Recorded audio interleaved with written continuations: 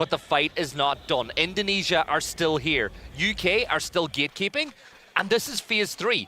So this is the point now, Paper, where you're not going to get back up above 75 HP. That's what you're stuck with, which makes all these gunfights harder. It means that you can't take as much damage as you'd like to, and really, it means we're really on a knife edge. Absolutely, and I think UK is kind of piecing that together, what you're talking about, and saying, well, let's just try to find our best gatekeeping position possible. Teddy is going to get another knock there. Indonesia still fighting here. Spain briefly had a numbers advantage, but now it's a squared up 2v2. Shadow around the corner, but it's the shot-off shotgun from Teddy, and they're looking for the last player. He just can't quite convert, but his teammate, well, it's actually going to be the blue zone that's going to do the job for him. Yeah, Indonesia, they are going to get those extra few points. Vard will try to get T-Bone back in the... Really? Oh, he's keeping the vehicle safe. He's staying hidden because he knows that once he starts to activate it, attention will be drawn this way. But for Team UK, this is the right thing. But the only problem they're going to have is if you look at the map right now, when you get him back in, there's nowhere to land where he's going to be able to find loot unless his team wins the gunfight. So don't be surprised if you see him just pull that parachute early and be a scout for the rest of the team and tell them what's free, what's not free, what way they can rotate in. It could also depend on what they've loaded up their cars with. This is the other thing you can do if you're thinking ahead. That is kind of risky, though, because you want to have panzers, you want to have a bunch of other stuff in your trunk, like heals, extra level 2 vests and helmets. So you're kind of gambling a little bit there as we do center up more towards the ruins. Germany going to be in a beautiful position after cleaning up that fight between Canada and Malaysia early. And T-Bone back in play. Where is he going to end up dropping? I want to see, because we did see that yesterday where one player just had to pull early and just float around to be that drone like you were talking about. And that may be what T-Bone has to do. Yeah, he's having a look around and he's going to spot the players out, or he should spot the players out on top of Everest right now and feed that information to the side. Another couple of teams that have been put out a little bit by that shift is Sweden and France. They're pretty close by here by, you know, Comet and Backflip, where they'll look to make their way inside the circle. Now, I think that France, you look at what they're going to move into. India already have one of the little ridge lines and dips that France might want to play. Philippines have got the compound just south of ruins as well. So for France, they are going to have to fight to get a good spot inside this next phase, which I know is like, yeah, well, Gibson, of course they're going to have to fight. We're late into the game and all the good spots are usually taken already. No, for sure. But they are on one of the furthest edges of this new circle in terms of where it shifted to. T-Bone no longer free to just roam around in the air by himself. He's getting lit up. He is down to just one shot, and it's going to be Ketter, a player you were wanting to see step up today from Denmark. Gets his kill. Maybe that'll get him fired up. The rest of the UK, in the meanwhile, going to have to make a move somewhere into here. There's not much left of this circle. There's some ridge sides, but they're pretty exposed to this eastern edge.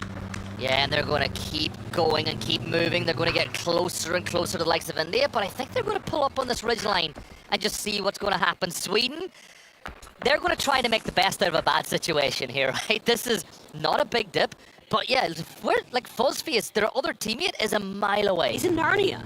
Yeah. I'm not sure what's going on with Sweden, but they might be anticipating a fight with Chinese Taipei early and thinking that they can get Fuzz there late as an kind of like a flank angle. Potentially, there is a hillside here that France can work with. They do have to worry about some teams potentially finding a flank angle on their backside, or who knows, maybe even UK might think about trying to put some pressure onto them as well. The real question for me is, what does Japan do in this situation with France rotating ahead of them? Do they try to take the fight against them? They do lose Fevin to the Philippines on a fight on their eastern side, and they're going to take another knock. They're falling apart. They're just dying. Yeah, look, they're under a ton of pressure, and that's 2 kills for Philippines. Now, Vard is going to step up. He'll get the knock onto Nedex. He's got Balzac in his sights a little further away, but he knows it's a 2-2 split. So you can't commit fully over that ridgeline without working out where the rest of those players are.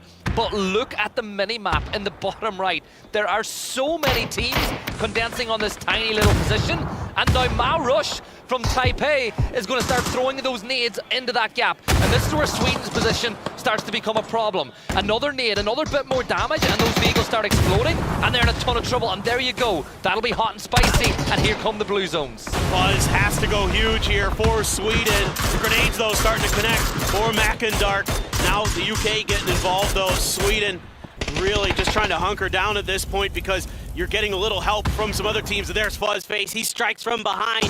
Chinese Taipei down down to just a couple players. Just Leo alive, doing his best. He is going to claim some points. Gets a quick one on a moment. I hear a C4 ticking somewhere. Yeah, this is going to be bad.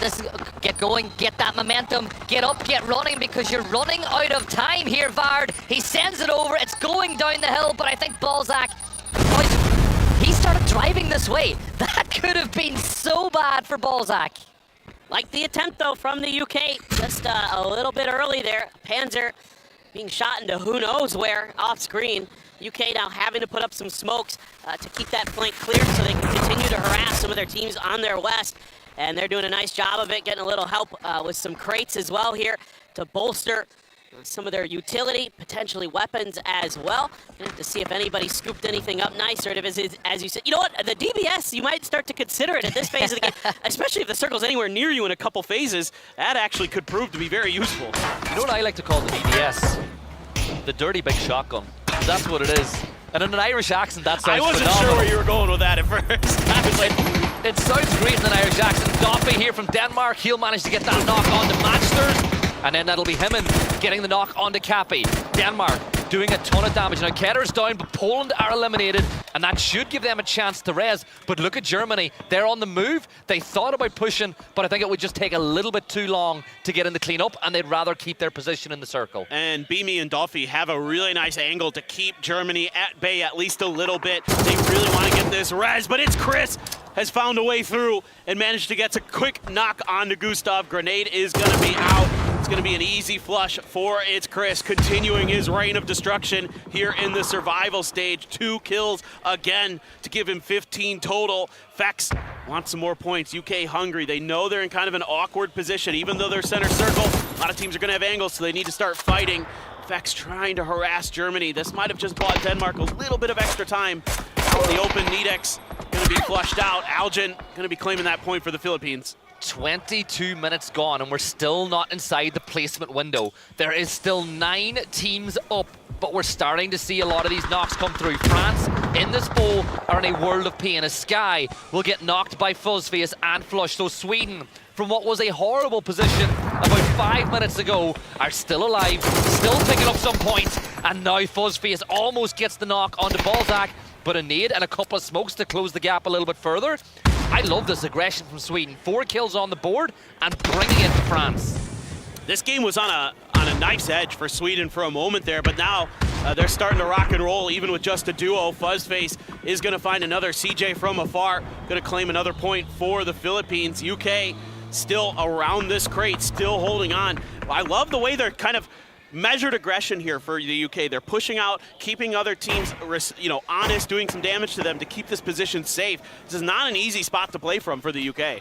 It is not, but they are getting a little bit of help by the timings of some other fights as well. Now, the zone has fully evicted Germany from this compound now, but Denmark are just going to hope to rush the process as they've got 3 kills on the board.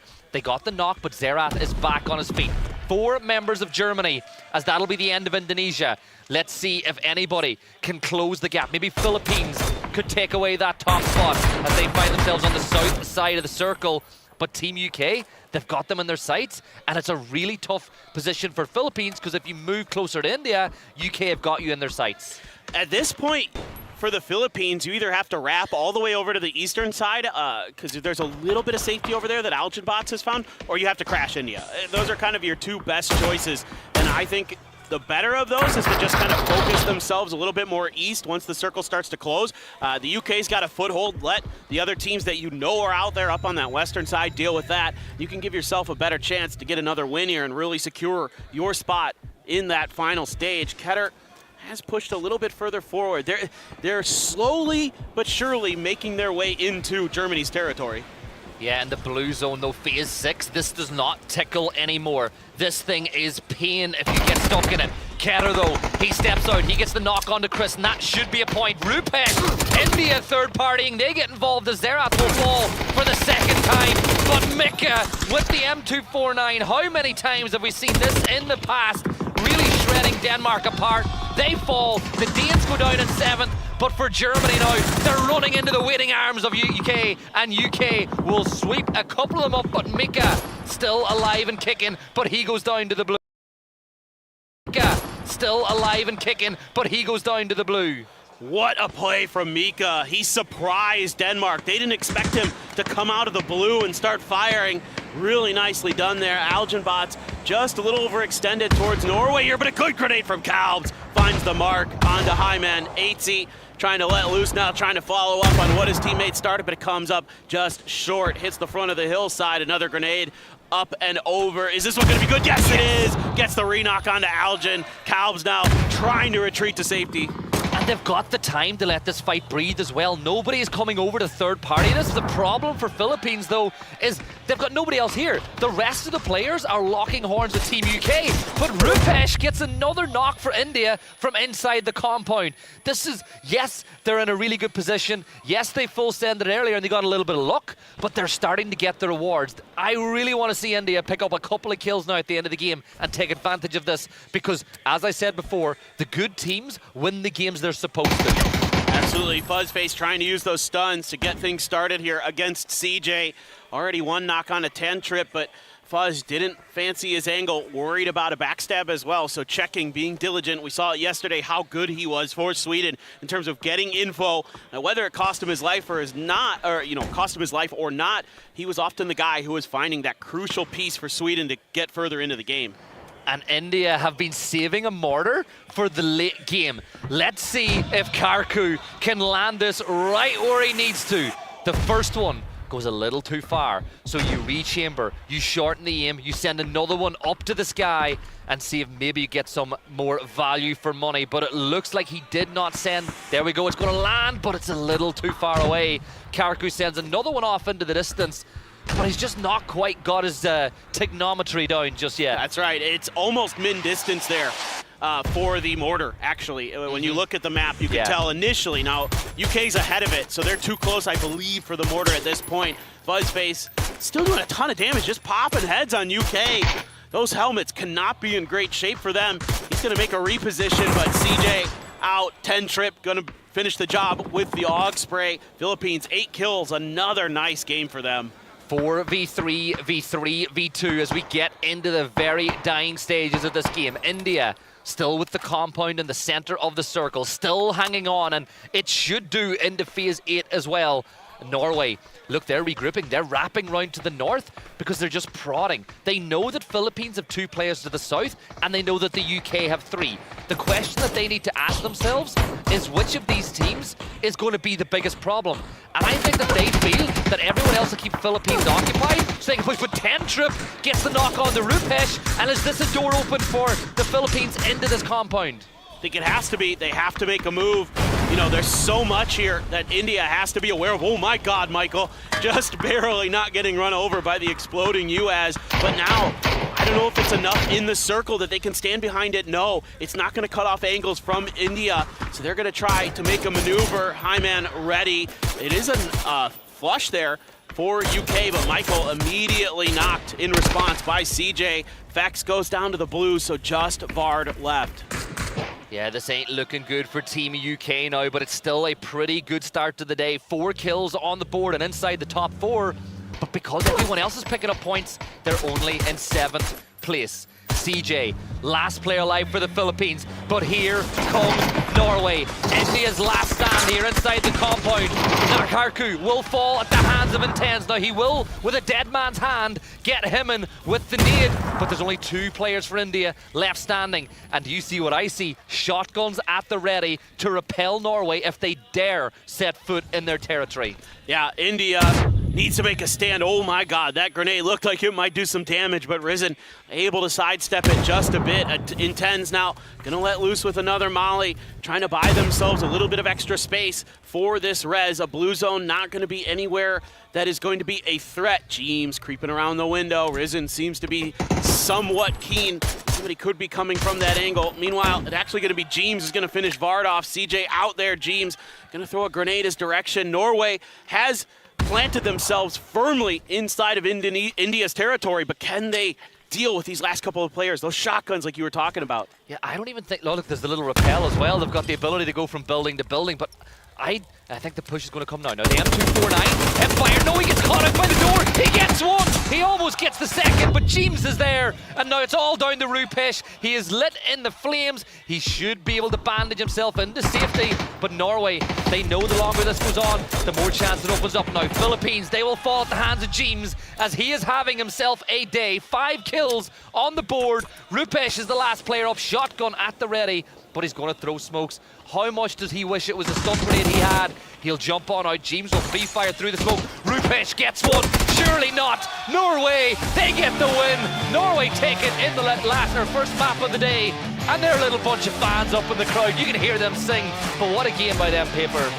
And 80 letting the fans out there know, yep, we've got this. We're going to that final stage. That is a statement game here from Norway. Beautiful control of their eastern edge and finding a perfect moment to get into India's territory, into that compound, and find a way to get that chicken dinner. And the best thing about that is for the Norway fans, at least today at least, they're not going to break their heart, their Braitsy hearts, as they're able to get that win. And that puts them into the driving seat as well for qualifying. But you know what? I'm still going to give India credit. A couple of kills on the board, got themselves into second place. That'll give them a ton of confidence going into today. Yeah, I hope so. I mean, they took a good fight on Miramar yesterday, so I'm kind of hoping that, you know, what we saw on that one moment where we saw very good gameplay, good shooting, good decision making, can kind of help build some momentum here so they can have a good showing. I know how hard they've been working. Everybody's been talking about it behind the scenes here, that India has been grinding scrims for the last month, like non-stop. So hopefully they can bounce back a little bit after a tough loss to Norway there, but they took some damage from, you know, the Philippines and other stuff. So tough kind of situation to find yourself in when you're trying to hold off 4 or 5 different teams from that compound. I actually had breakfast with them and Gunnar a few days ago, and they were really picking for Gunnar's brain, and he was more than happy to help too, because you know what type of a guy he is. If anyone ever asks for help, he's more than happy to offer it, and they were utilizing it. They're like, there's no chance we can get we're not going to get the opportunity to learn from one of the best coaches inside the game. And I'm not going to lie, they were asking all the right questions, and not a lot of players are able to do that. Oh, absolutely. I mean, I think they really want to make the most of their chance here at PNC 2025. A lot of these countries getting their first look at this global event, so want to make the most of it, and that's great to hear. As Poland, they did an okay job in the mid-game there, trying to find some space, but Denmark struck from behind and almost broke through Germany's lines, but it's Mika. He had something else to say. That M249, so ferocious in a situation like this where he can kind of just keep spraying, holding those angles, and even in that late blue, he's able to get the job done. Yeah, those are the points, those are the hidden points that teams get that qualify them for the next stage of the event. And for Germany, they'll be happy, right? They won the compound off Canada, they got a couple of kills